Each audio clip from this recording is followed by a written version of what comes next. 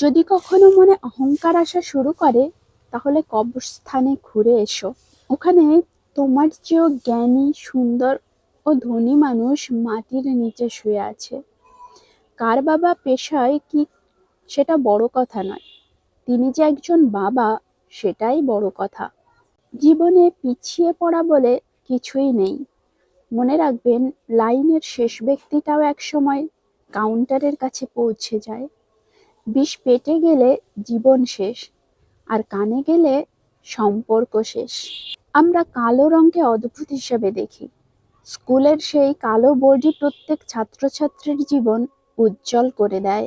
যেখানে বিতর্ক আছে সেখান থেকে দূরে যাও, আর যেখানে ভালোবাসা আছে সেখানে মিশে যাও।